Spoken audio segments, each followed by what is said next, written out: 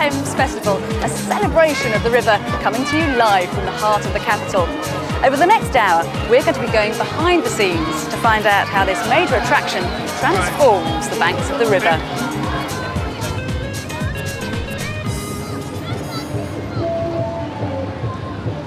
Later on, we'll be hearing from Mayor Livingston about why he's decided to put his name and backing behind this year's festival, and about the difficult decision to go ahead with this celebration in the shadow of the appalling events in New York. Now, New York is somewhere Mr. Livingston has looked to for inspiration as he takes on the leadership of London, and he's forged close links there. We'll be speaking to the Mayor, too, about his promises to turn the Thames into an essential part of London's transport system. Also coming up in the next hour, we'll look at the history of the Thames and find out how it has unlocked secrets from the capital's past. We'll examine how this once polluted river has been transformed into a haven for wildlife. And we'll learn why global climate change means the capital will soon have to rethink its flood defences.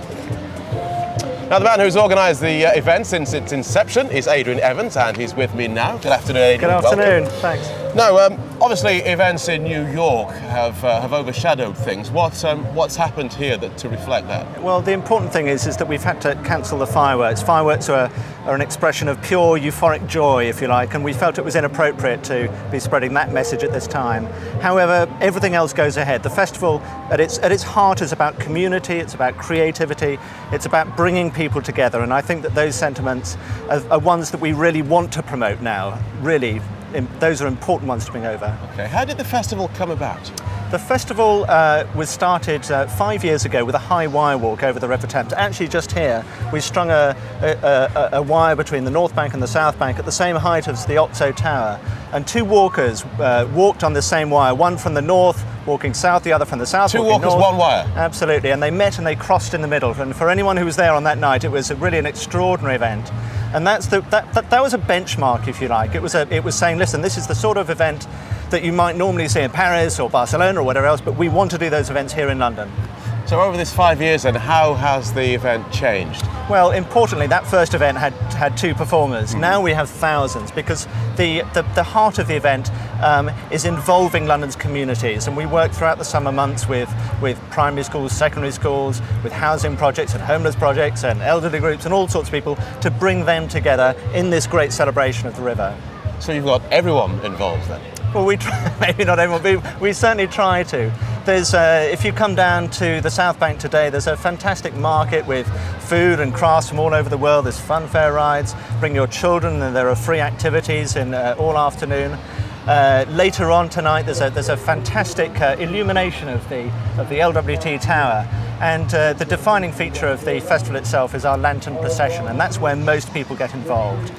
Today there'll be thousands of people on the streets making a glittering, flickering river of light, if you like, with illuminated costumes and lanterns and floats that light up and dancing and music. And so even though we've lost the fireworks, there's still plenty to see here. absolutely. All right, Adrian, thanks very much. Well, throughout the programme, we're going to be surprising you, we hope, with facts about the Thames.